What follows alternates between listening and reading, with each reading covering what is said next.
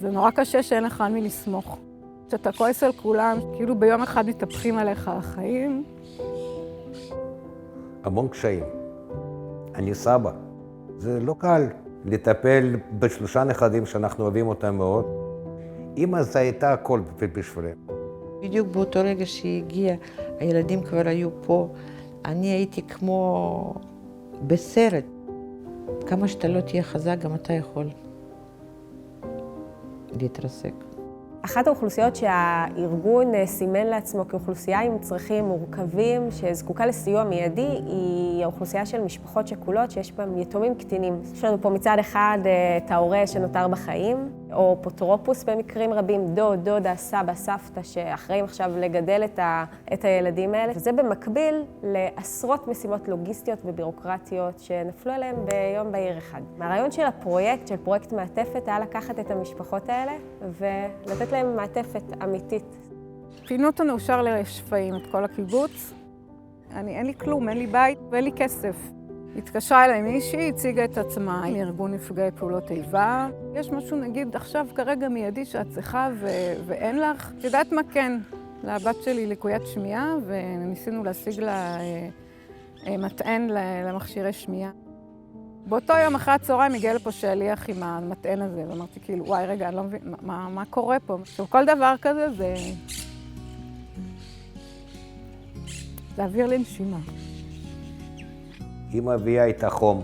כשהיא נכנסת והיא מחבקת, אתה מרגיש שזה חיבוק מכל הלב. אתה רואה סבים וסבתות שמתגייסים ברגע לגדל 3 ילדים שצריכים להמשיך ללכת לבית ספר, שצריכים להמשיך לאכול ארוחת צהריים כל יום וארוחת ערב. אז אולי ארוחות חמות מבחוץ זה משהו שמאוד יכול לעזור. לתת מענה לוגיסטי, לאוכל ולכביסה ולניקיון. יותר בסיסי מזה אין מבחינת היום-יום, אבל בסוף הדברים האלה זה מה שאנשים צריכים בשביל להמשיך ללכת, בשביל להמשיך לתפקד, בשביל להמשיך לטפל בעצמם. אני מתחילה את המפגש עם אלה. אני מבינה שהיא משמשת כרגע כדמות שמגדלת את הילדים. איך אנחנו רגע מארגנים פה ריהוט כמו שצריך, חדר משחקים שיהיה פה לילדים. הלוגיסטיקה היא הטריגר ליצירת הקשר, אבל בסופו של דבר הקשר הוא הרבה יותר ממיטה, שידה וכו'. ברור.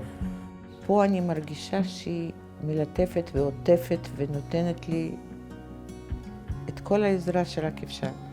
לא רק בדברים, גם בנפשי. זה מייצר פניות נפשית. זה בעצם מפנה מרחב.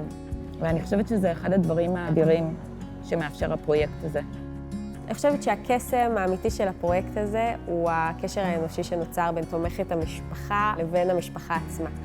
בסוף מישהו אמיתי שנמצא איתך שם, שאתה יכול להרים לו את הטלפון, להגיד שקשה לי, שאני זקוק לעזרה, זה בסוף סוד הקסם של הסיפור.